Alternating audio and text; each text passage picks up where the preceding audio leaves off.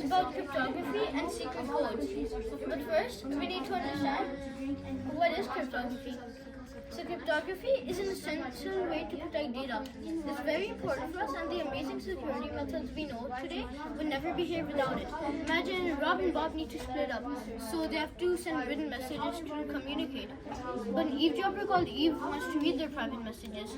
Rob and Bob don't want their private messages read. So instead they decide to send encrypted messages. Encryption is when you disguise something's meaning. So now that Rob encrypts the message before sending it to Bob, Eve can't understand it if she tries to read it. So cryptography is where we abandon physical locks and use ciphers instead. A cipher is a way to encrypt information using a set of rules, algorithms. The process of lock breaking and code breaking are very similar. So my central idea is cryptography and its applications help make the world a safer and more secure place. My transdisciplinary theme is how the world works, because the description here talks a lot about science and math, and cryptography is a type of science and relies heavily on math. My key concepts are form and function for the first line of inquiry, causation and connection for the second, and finally change for the third. So, the lines of inquiry I'll be covering are different kinds of ciphers and how they work, and different uses of cryptography and how cryptography changes over time. Så centrala det är att kryptografi och dess applikationer hjälper till att göra världen till en säkrare och säkrare plats. The IB learner profiles I've chosen for my topic are firstly knowledgeable, because knowing about cryptography helps in getting better knowledge in maths and computer science as well. You need to know how the algorithm works in a cipher to encrypt or decrypt text. So I chose thinkers too, because working in cryptography or even learning about it can help you becoming a good critical thinker and enhance your problem solving skills. Better thinkers can become more well-versed, that means knowledgeable, in technology and can develop better solutions for safety and privacy. I chose communicators as well, because cryptography helps in secure communication in a world that keeps on getting more and more digital. So the ATL skills I've chosen for my topic are firstly thinking skills, because one needs good thinking skills to be able to come up with solutions to issues. Next communication skills, because you need good communication skills to be able to share your ideas and thoughts with others. Lastly, I chose research skills, because one needs good research skills to be able to identify and design new solutions for secure communication. De valde ATL-färdigheterna är tänkandefärdigheter, kommunikationsförmågor och forskningsfärdigheter. So an important question that's actually quite hard to answer is the difference between a code and a cipher. So first of all, a cipher is an algorithm or a set of rules that disguises letters or characters. Code, well, they're very similar to ciphers, but they usually have a code book or kind of their own vocabulary, you can say. An example of a code is that chop could be code for attack enemy now. But in a cipher, a KHOR could be hello encrypted with a shift of 3. So here's an example of a code book. As I think you can see, for example, the word accountant is code for and come at once, do not delay. So basically, code books help you manage your codes. So, my first line of inquiry is about the different uses of code, different kinds of ciphers and how they work. First of all, there's the shift cipher, which is more commonly known as the Caesar cipher. You choose a number to be your key. I'm going to choose 3 because I want to choose 3. So if your message is hello, and in our case it is, add each letter in the message by what is your key. So what I mean is that since our key is 3 letters ahead of H, that's key, 3 letters ahead of D, that's H, and like that. The problem with this is called letter frequency. If you go through any book and analyze how many times each letter appears, the pattern will actually always be similar. This is called the language's fingerprint.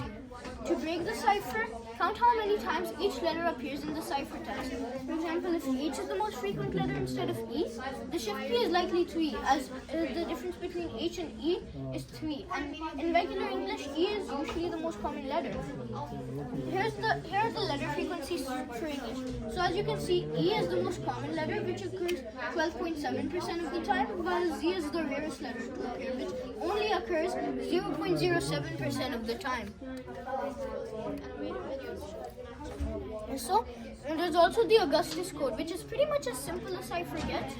It's a type of substitution cipher that's almost the same as the Caesar cipher, but it's much more limited because the key is always 1, while in the Caesar cipher, you can choose what your key is. So there's also the Vigenère cipher, which is the most common type of polyalphabetic cipher. The way this works is that 2 or more people share a secret shift word, not a number, but a word. I'm gonna choose red because it's simple. So when you encrypt the message, shift the keyword to the numbers of its alphabet. So B is the second letter in the alphabet, E is the 5th letter in the alphabet, D is the 4th letter in the alphabet. So 254. Line that up with each letter in the plain text like this. So 254, 254, 254, 254, 254, like that. Then you add the plain text letter with the key number, and the result becomes the encrypted letter. For example, as you can see, M is lined up with 2. So 2 letters ahead of M, that becomes O. And E is lined up with 5, so 5 letters ahead of E, that becomes J. So do this with the rest of the letters. Or this is one way, but an easier and quicker way is with this. It's called a Vigenère square.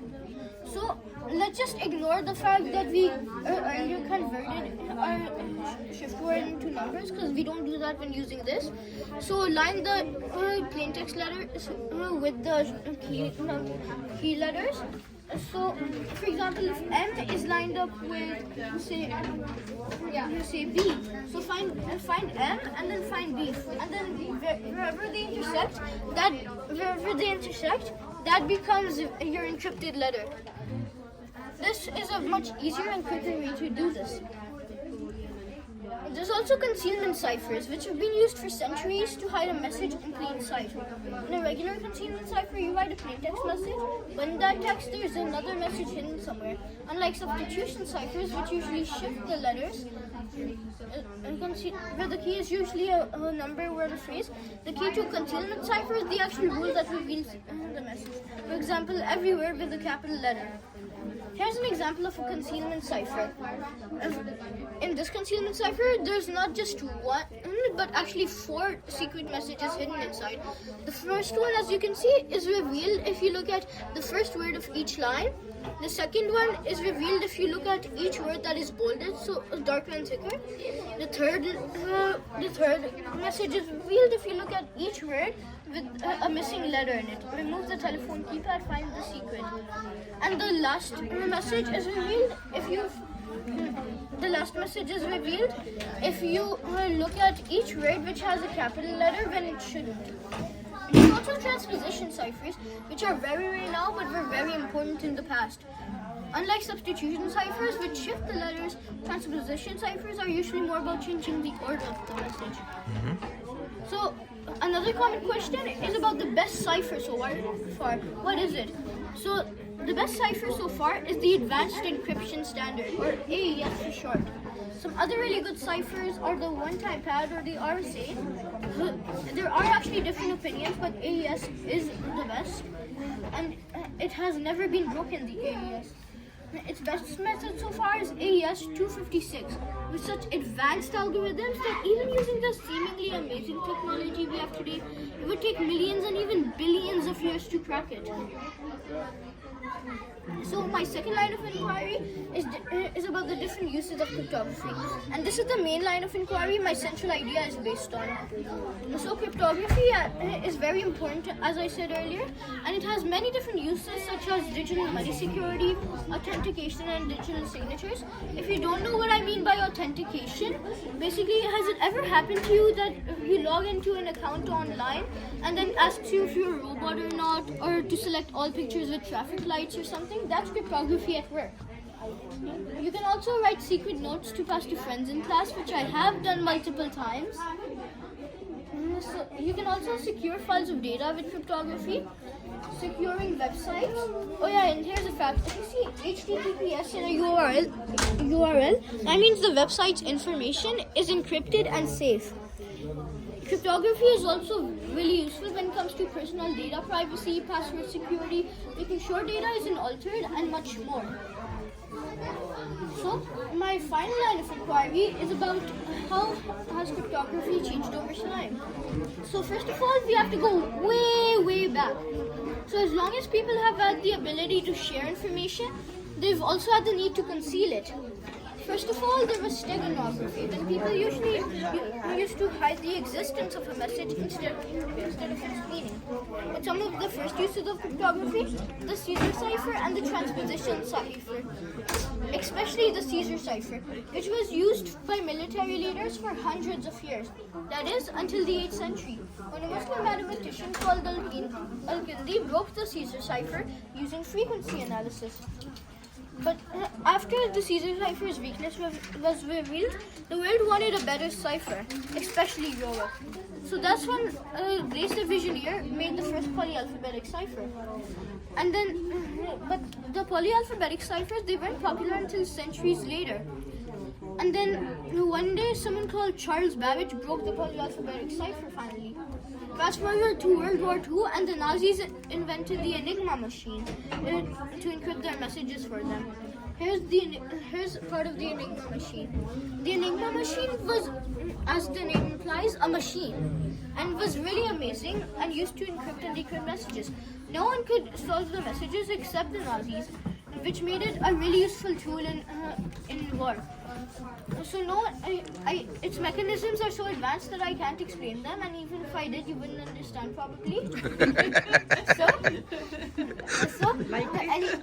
Anyways, this but part of it is that this at the bottom, it's just the regular keys of a keyboard, and then when you type something on the keyboard, something else here on the lamp board lights up. So, no one could solve the Enigma messages until an Englishman called Alan Turing, along with his team, found a way to decrypt the Enigma messages, and even made their own machine to help them with it, that they called the British bomb. But nowadays, advancements in math and science have made much stronger ciphers, like the Advanced Encryption Standard. So why did I even choose cryptography in the first place? First of all, in my opinion, cryptography is a very interesting topic, and I have interest as well in secret codes and stuff like that, computer science. And actually, I was inspired by an activity by one of the teachers last year on STEM Day. And cryptography as well is very relevant to today's world of AI and computers. So my exhibition topic and the 17 Sustainable Development Goals. So if you don't know, the Sustainable Development Goals, or SDGs for short, are goals that will make our world a better place. First of all, one of the ones I think is connected is number 9, Industry, Innovation and Infrastructure. I think my exhibition topic is related to that because it's important to make sure that valuable data from companies is not readable or accessible by whoever does not have access. When it comes to innovation, it is important to protect your current or even your future project from potential theft. I think number 16, peace, justice, and strong institutions is also related because cryptography helps protect personal data, which is essential for protecting human rights. Institutions rely on cryptography to help secure data from cyber attacks and unauthorized access. So for my action project, I made an escape room. First, I went to an actual escape room with my friends to see how it works, and then a few days later, I started making mine. Så för mitt handlingsprojekt gjorde jag ett escape room. Jag gick först till ett riktigt escape room med mina vänner för att se hur det fungerar, och några dagar senare började jag bygga mitt eget. So some of the steps I took for the escape room were: first I went to Buddha Bori with my friends.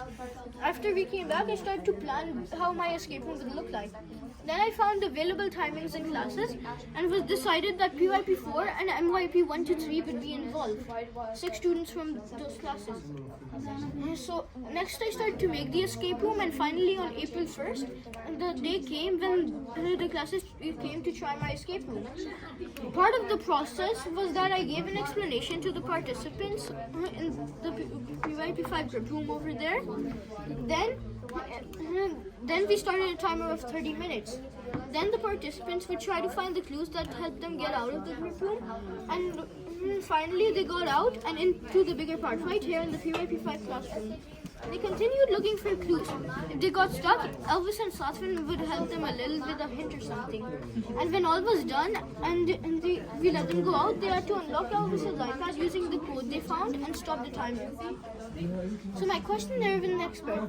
My mom's colleague works on cybersecurity, which is very close to cryptography. So I made a survey for him to answer on Google Forms. This is who I interviewed, Alexander Silosinov. So these were the questions I asked him. First of all, I asked him what exactly does he do in his job, and he does research on the rules of cryptography. I asked him how hard it is working in cybersecurity, and I thought he would answer like hard or something, but he answered just mid. So I asked him if he likes working in cybersecurity, and of course he said yes. Then I asked him why he chose to work in cybersecurity, and it's because he used to work in the past with the companies that sold products to improve the cybersecurity. Next, I asked him how long has he been working in this field and how old was he when he started. So he's been working in this field for 20 years now and started when he was 23. I asked him if he has ever had any regrets about his career before, no matter how small. So he's never had any regrets in 20 years. So I asked him what he thinks will be the future of cryptography in say about 20 to 50 years, and he said it would be overcomplicated and completely AI driven. And then I asked him if he would be likely to recommend this as a future career for young children or teenagers, and he said yes. Lastly, I asked him what subject he thinks cryptography is most related to: math, science, coding, computers, war, governance, or media. All of these options are related, some slightly, some a lot, but he says the most is math. So for my art project, I made a cipher wheel. A cipher wheel helps you both encrypt and decrypt messages using the Caesar cipher.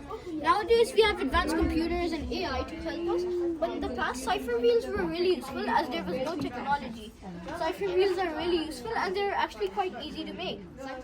So, for my interactive project, you're going to need to decrypt a text identity. You can use the cipher wheel for help. Actually, you must use the cipher wheel for help. When the text is decrypted, you can find the code to open this little jar and get the candy. So here's my bibliography, the sources I got my information from. Yeah, and that's it. Yes, so come on. Well done. Come on, let's